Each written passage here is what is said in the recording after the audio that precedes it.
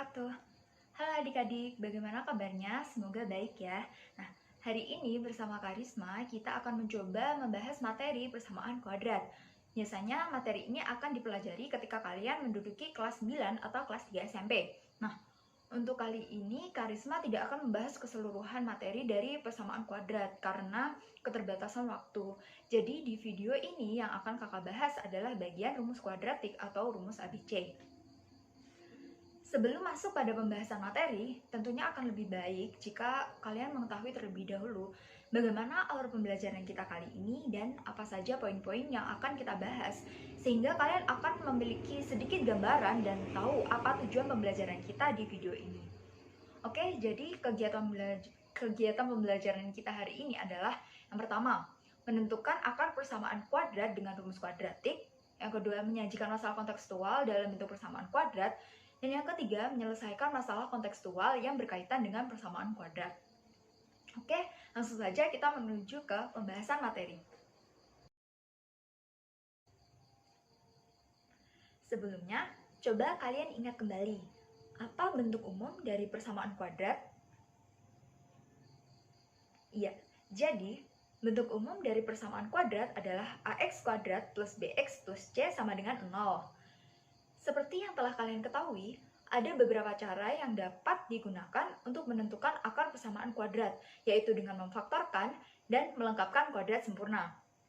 Berkaitan dengan melengkapkan kuadrat sempurna tadi, bersamaan dengan bentuk umum persamaan kuadrat, kita dapat menemukan suatu rumus baru dengan menyelesaikan bentuk umum persamaan kuadrat dengan cara melengkapkan kuadrat sempurnanya.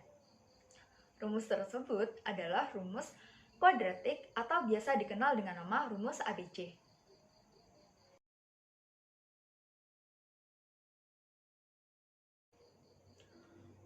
Coba sini kakak tanya, kalian tahu atau tidak bagaimana sih rumus kuadratik itu? Jadi, rumus kuadratik itu rumusnya x1 dan 2 sama dengan min b plus minus akar b kuadrat min 4ac per 2a. Kak, benar atau tidak sih rumus tersebut?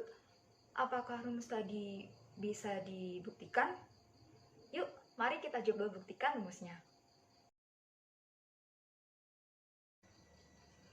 Oke, pertama-tama kita tulis dulu bentuk umumnya. Nah, selanjutnya kita sederhanakan dulu persamaan ini dengan membagi kedua ruas dengan A, sehingga akan didapatkan x kuadrat plus b per ax plus c per a sama dengan 0.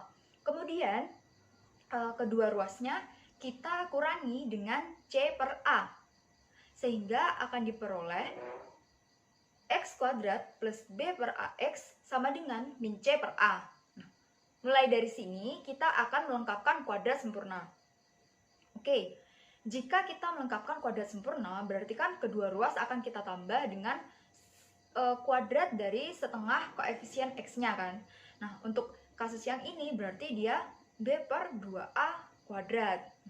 Hasilnya dapat kalian lihat seperti di samping. Oke, langkah selanjutnya adalah mengubah ruas kiri menjadi bentuk kuadrat dan menyederhanakan ruas kanannya. Kita samakan dulu penyebut dari ruas kanannya menjadi 4a kuadrat sehingga diperoleh b kuadrat min 4ac per 4a kuadrat. Kemudian, karena kita akan mencari nilai x-nya, maka kedua ruas kita akarkan sehingga hasilnya menjadi x plus b per 2a sama dengan plus minus akar b kuadrat min 4ac per 4a kuadrat. Oke, selanjutnya kita kurangi kedua ruas dengan b per 2a dan 4a kuadrat kita keluarkan dari akar sehingga persamaan ini nanti akan menjadi x sama dengan min b per 2a plus minus akar b kuadrat min 4ac per 2a. Nah, karena penyebutnya ini sama, kita sederhanakan saja penulisannya menjadi x sama dengan min b plus minus akar B kuadrat min 4AC per 2A.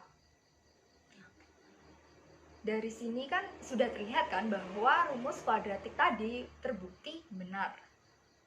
Oh iya, berbicara mengenai rumus kuadratik, biasanya rumus kuadratik ini digunakan jika akar persamaan kuadratnya sulit dicari dengan cara pemfaktoran dan melengkapkan kuadrat sempurna.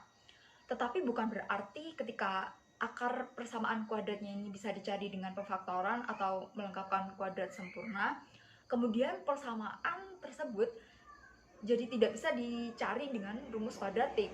Nah, jadi rumus kuadratik ini sebenarnya tetap bisa digunakan meskipun akar persamaan kuadratnya mudah dicari gitu.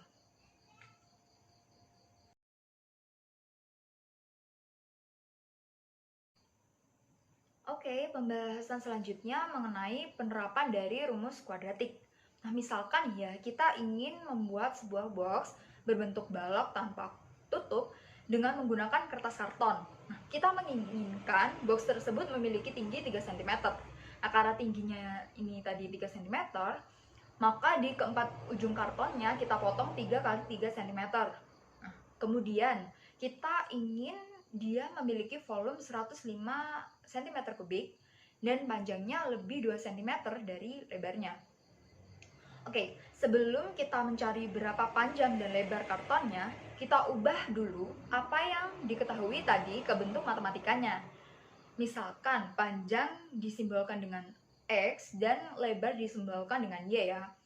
Nah, dari yang diilustrasikan tadi, kita tahu bahwa panjangnya lebih 2 cm dari lebarnya. Maka bentuk matematikanya adalah ya X sama dengan Y plus 2. Dari sini kita juga mengetahui gitu, kalau bentuk matematika dari lebarnya adalah Y sama dengan X min 2. Oke, selanjutnya kita cari berapa panjangnya. Caranya kita gunakan rumus volume. Masih ingat kan bagaimana rumus volume? Jadi volume sama dengan P kali L kali T, panjang kali lebar kali tinggi. Oke, langsung saja kita substitusikan apa yang telah diketahui tadi ya. Volumenya tadi 105, berarti 105 sama dengan X kali Y kali T. Maka 105 sama dengan X dikali Y-nya tadi X min 2. Kemudian kita kali dengan 3. Selanjutnya akan didapatkan 105 sama dengan 3x kuadrat min 6x. Kemudian kita kurangi kedua ruas dengan 105. Maka hasilnya menjadi 0 sama dengan 3x kuadrat min 6x min 105. Nah, selanjutnya kita sederhanakan koefisien dari x kuadratnya agar dia bernilai 1 gitu. Maka persamaan tadi kita bagi dengan 3. Jadi hasilnya menjadi x kuadrat min 2x min 35 sama dengan 0. Nah, setelah kita tahu persamaannya ini, kemudian langsung saja kita cari nilai x-nya menggunakan rumus kuadratik. Oke, rumus kuadratik tadi x1 dan 2 sama dengan min B plus minus akar B kuadrat min 4AC per 2A. Selanjutnya, x1 dan 2 sama dengan min 2 plus minus akar min 2 kuadrat min 4 dikali 1 dikali min 35 dibagi 2 dikali 1. Maka X1 dan 2 sama dengan 2 plus minus akar 144 dibagi 2. Jadinya X1 dan 2 sama dengan 2 plus minus 12 dibagi 2. Oke, kita cari dulu nilai X1-nya. Berarti X1 sama dengan 2 plus 12 dibagi 2. Maka X1 sama dengan 7. Setelah itu kita cari X2-nya. Jadi X2 sama dengan 2 min 12 per 2, maka X2 sama dengan min 5. Nah, Kalau kita lihat dari nilai X1 dan X2-nya ini ya, kan yang satu positif, yang satu negatif. Kita gini, dari kedua nilai ini mana yang benar gitu. Karena kita akan membuat sebuah benda 3 dimensi kan, berarti dia tidak mungkin kan ukurannya kalau negatif, maka yang benar nilainya adalah X sama dengan 7. Oke, karena kita sudah tahu X-nya sama dengan 7, maka kita bisa mengetahui nilai Y-nya. Y-nya tadi, Y sama dengan X min 2. Maka Y sama dengan 7 min 2, maka Y sama dengan 5. Nah, jadi panjang dan lebar dari box yang akan dibuat dengan ketentuan volumenya 105 cm3 dan tingginya 3 cm adalah 7 cm dan 5 cm.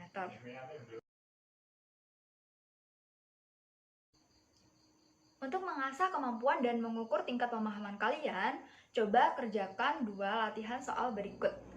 Nah, untuk menyelesaikannya, gunakan konsep persamaan kuadrat, dan untuk mencari akarnya, coba gunakan rumus kuadratik ya. Oke, sebagai acuan, jawaban dari 2 soal ini adalah 10 dan 20, serta 1/3 dan 4. Oke, jangan lupa dikerjakan. Sebelum kakak akhiri video ini, mari kita simpulkan terlebih dahulu apa yang sudah kita pelajari tadi. Jadi pertama kita sudah mempelajari bagaimana rumus kuadratik itu diperoleh kan. Jadi rumus kuadratik diperoleh dari bentuk umum persamaan kuadrat yang diselesaikan dengan melengkapkan kuadrat sempurna. Kemudian yang kedua, biasanya rumus kuadratik ini digunakan ketika akar persamaan kuadrat itu sulit dicari dengan cara pemfaktoran dan melengkapkan kuadrat sempurna. Tapi bukan berarti dia tidak bisa dipakai untuk menentukan akar persamaan kuadrat yang sangat mudah dicari dengan cara pemfaktoran atau melengkapkan kuadrat sempurna tadi ya. Dan ada beberapa orang juga yang menggunakan rumus kuadratik ini sebagai rumus utama untuk menentukan akar persamaan kuadratnya.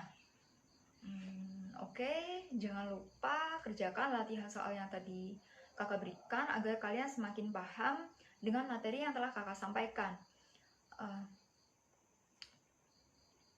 Sampai di sini saja video hari ini. Apabila ada kesalahan kata kakak mohon maaf. Wabillahi taufiq wal hidayah. Wassalamualaikum warahmatullahi wabarakatuh.